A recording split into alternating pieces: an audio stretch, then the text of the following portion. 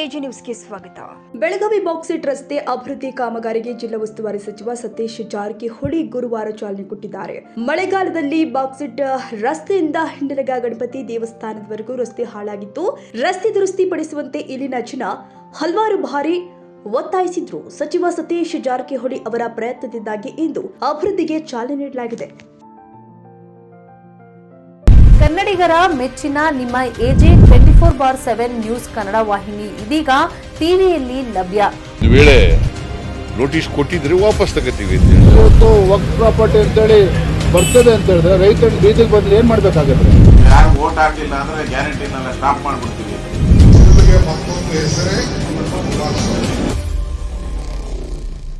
ಕರ್ನಾಟಕ ಮತ್ತು ದೇಶ ವಿದೇಶ 360 ಡಿಗ್ರಿ ಸುದ್ದಿ ಹಾಗೂ ಉತ್ತರ ಕರ್ನಾಟಕ ಬೆಳಗಾವಿ, ಬಾಗಲಕೋಟೆ, ಧಾರವಾಡ, ಹಾವೇರಿ, ಗದಗ, ಬಿಜಾಪುರ ಜಿಲ್ಲೆಯ ಕ್ಷಣ ಕ್ಷಣದ ವಿವರವನ್ನ ಪಡೆಯುವುದಕ್ಕೆ ಎಜೆ 24/7 ನ್ಯೂಸ್ ಕನ್ನಡ ವಾಹಿನಿಯನ್ನ ಲೈಕ್ ಮಾಡಿ, ವಿಡಿಯೋಗಳನ್ನ ಶೇರ್ ಮಾಡಿ, ಕಮೆಂಟ್ ಮಾಡುವ ಮೂಲಕ ನಮ್ಮ ವಾಹಿನಿಗೆ ಸಹಕಾರ ನೀಡಿ ಮತ್ತು ಚಾನೆಲ್ ಅನ್ನ ಸಬ್ಸ್ಕ್ರೈಬ್ ಮಾಡಿ.